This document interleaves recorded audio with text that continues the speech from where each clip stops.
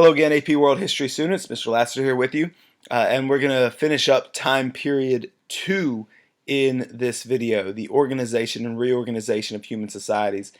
In it, we're going to look at key concept 2.3, the emergence of trans-regional networks of communication and exchange. I want to give you another reminder. I have in the description down below a link to a review packet that will walk you through these key concepts as we go.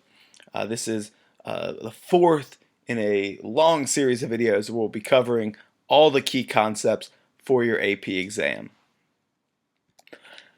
If there's anything in here you are not remembering from your studies or I don't go into enough detail on, I highly encourage you to take a look at one of these two websites, AP Worldopedia or Freemanpedia. They're excellent resources for your AP World History exam as you study and prepare for it, especially the content aspects of this exam. So let's get started here. Of course, if we're going to be talking about trans-regional networks, communication, and exchange, we're basically just talking about trade routes. It's a fancy word for trade routes that go between regions. Again, communication and exchange, that's what happens on trade routes. You're sharing ideas, you're sharing religions, but you're also sharing goods. You're trading these goods. So land and water routes had become the basis for trans-regional trade, communication, and exchange in the Eastern Hemisphere.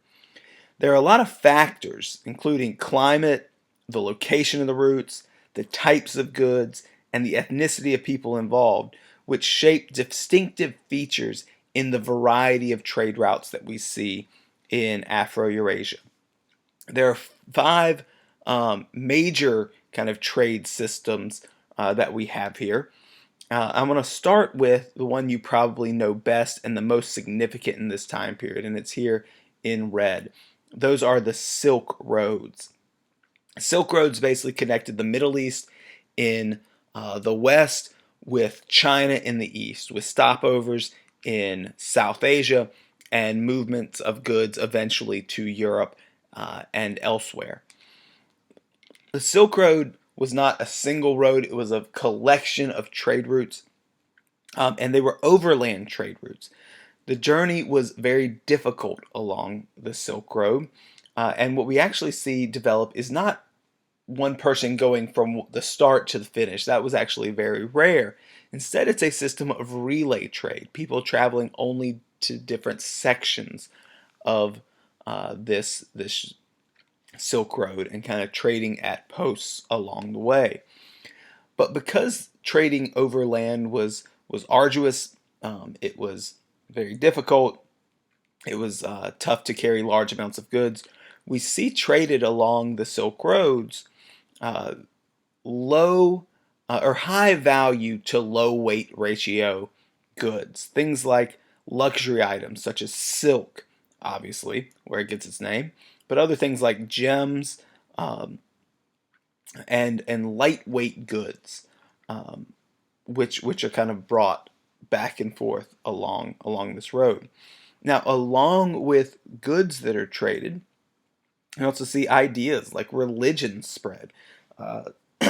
Nestorian Christianity, for example, will spread from the Eastern Mediterranean along the Silk Road into Central Asia as it is kind of pushed out of Europe, seen as kind of a heretical religion, but it will reach as far away as China, finding kind of homes along this road.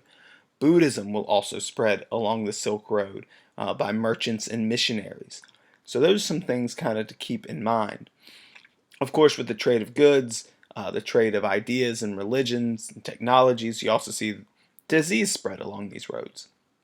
And so we'll have several examples of this, especially the spread of smallpox, for example, along the Silk Road. The next one I want to talk about is in purple here, the Indian Ocean maritime trade. It is a maritime trade system, meaning is it on water.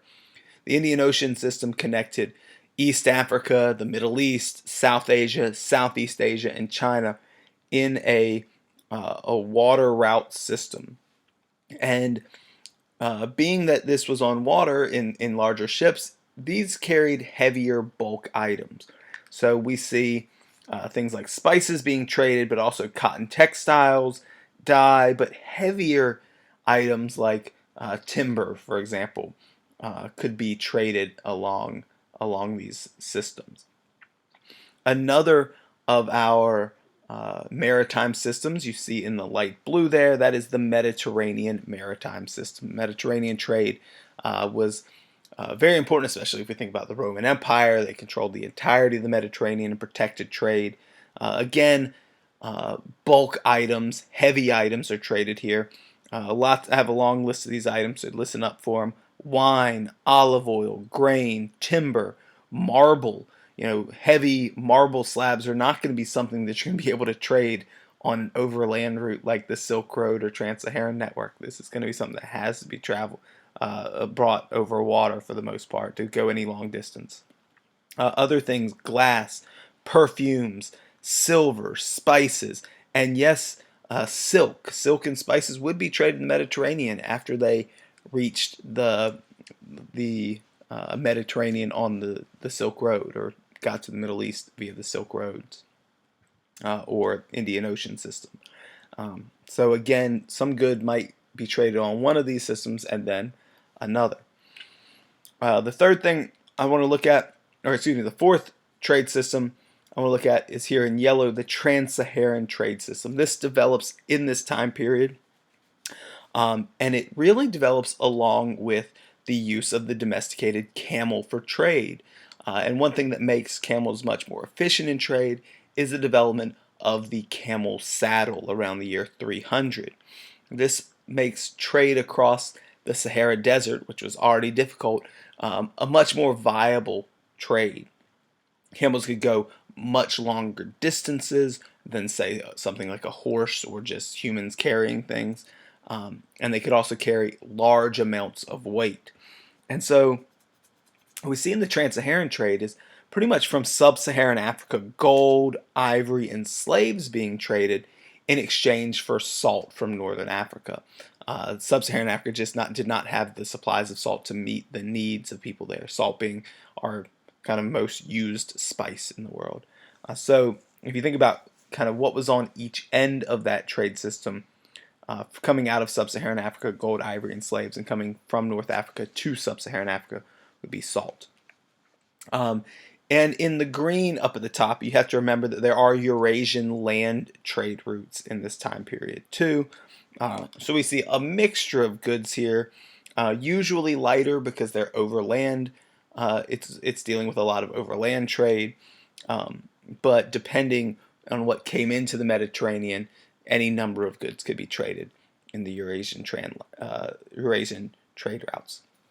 I encourage you to look a little bit more deeply at these, look through your notes, look through your review books, so you get an idea of goods that were traded along these trade routes. There's just too many for me really to mention. I've gone on too long, so let's move on. This long distance trade, this trans-regional trade, was facilitated by a great number of things, especially new technologies which developed. For example, yokes to tie together teams of horses or oxen, saddles for horses for long distance trade over land in Central Asia, the development of stirrups. These are the camel saddle, the development of the camel saddle as well. These are technologies that we might not think much of, but they just make trade more efficient. They make travel from place to place much more efficient, not to mention some of the military applications of things like the stirrup that the Mongols will use in Central Asia in our next time period. But anything that makes trade more efficient will lead to an increase in trade. And of course, that means more interactions between groups of people, perhaps more developments, and perhaps more conflict at times. Also, what we see are domesticated pack animals, which help transport transport goods across longer routes. So, as I mentioned, horses or oxen or camels on the far right. You see a camel especially important for Trans-Saharan trade and the Silk Road trade. And then even somewhat, although not to the same extent, in South America we see the use of llamas. Although that is really the only um, llamas and alpacas, the only examples that you would find in the Americas, and they were in the Andean regions of South America. Although they cannot carry nearly as much as some of the animals that Afro-Eurasia had domesticated. There are also innovations in maritime technology.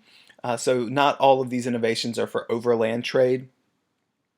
Some examples of innovations in maritime technology include the understanding of the monsoon winds, these seasonal winds that would either kind of blow from uh, Asia, into the Indian Ocean, perhaps toward East Africa, or at different times of year, those winds would shift. And when people really began to understand monsoon winds, they would arrange their travel schedules and their trading schedules around these seasonal shifts to make trading more efficient. This is going to contribute to the development of kind of more cosmopolitan cities around the Indian Ocean. Other innovations in maritime technologies, the lantine or triangular sail and the dhow ship, which you see there on the right. Those are two of the more prominent developments that will spur on Indian Ocean trade. Now, alongside the trade in goods, the exchange of people, technology, religious and cultural beliefs, food crops, domesticated animals, and disease pathogens developed across far-flung networks of trade. So one example that we see is the spread of crops, including rice, which you see pictured here, which we see it spread basically from Southeast Asia to East Asia and um, across Afro-Eurasia, eventually making its way to the Americas, though not in this time period, of course. This time period ends at the year 600. And of course, we don't cross the Atlantic until 1492 in this course. Other things that we might see, for example, the spread of cotton crops, basically from South Asia to Persia and elsewhere. That would be another good example. Also, as these crops spread, we see changes in farming and irrigation techniques. Different irrigation practices, which we see here, are kind of spread and copied from place to place. For example, on the far left, we see the Qanat system developed in Persia, which used underground channels to avoid evaporation and help move water to areas that needed to be irrigated. The Qanat system is successful in Persia and is found even as far away as China. We also see new ways of extracting water through the use of water wheels. Noria is the one like you see pictured there, or Sakya, which is another one. It would use a water wheel to basically pick water out of a running stream, bring it into a trough where it could be carried wherever it was needed. There were improved wells and pumps, for example, and what we see is in some way people could improve the ways they even got water out of these regions. This image on the far right showing the Shadoof. But there were a variety of irrigation techniques. I mean, we're not even touching here on Roman aqueducts, which bring water from hundreds of miles away to the city of Rome, and was very precisely engineered to bring water efficiently and constantly to Roman citizens. Now, along with this trade in goods and this technology that we see trading and this trading of crops, we also see, of course, disease pathogens spread. They disease pathogens that moved across these networks often spread during increased periods of trade where there was a greater interaction of people. And disease pathogens of course hit urban populations the hardest, and it did contribute to the decline of some empires. Examples of this: smallpox in the Roman Empire, the plagues of Galen and Cyprian, smallpox in China in the Han Dynasty. These are believed to have contributed to some of the problems that Rome and Han China faced and helped to speed up their decline. Another example is seen in the Byzantine Empire with the bubonic plague, or the plague of Justinian, which hits Constantinople. All right, the last thing I want to talk about for time period 2 and key concept 2.3 are religious and cultural traditions. And we kind of started out with this a couple videos ago. As religion and cultural traditions spread along these trade routes, keep in mind, some of these are new cultural traditions, some of these continuing from our last time period. But as they spread along these trade routes, they're going to transform, they're going to change as they spread.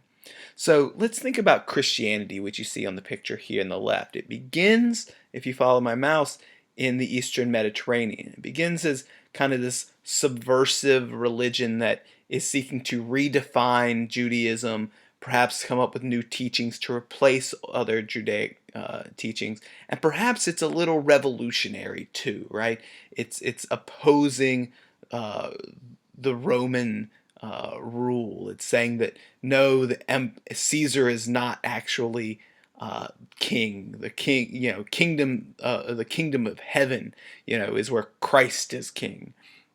And so it's somewhat subversive, but it spreads around the Mediterranean, and the message is one of salvation. So, of course, the lower levels of society, merchant communities usually pick up on these promises.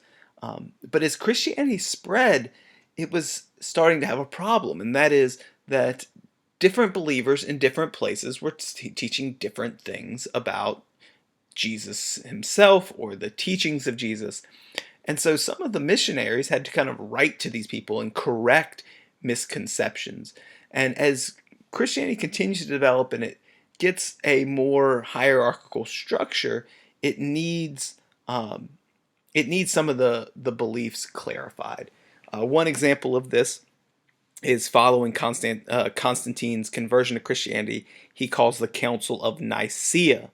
And the Council of Nicaea basically writes down the beliefs of Christianity in this statement of belief called the Nicene Creed. It is still a statement of Christian beliefs that is recited in present-day Christian churches, especially the Roman Catholic Church.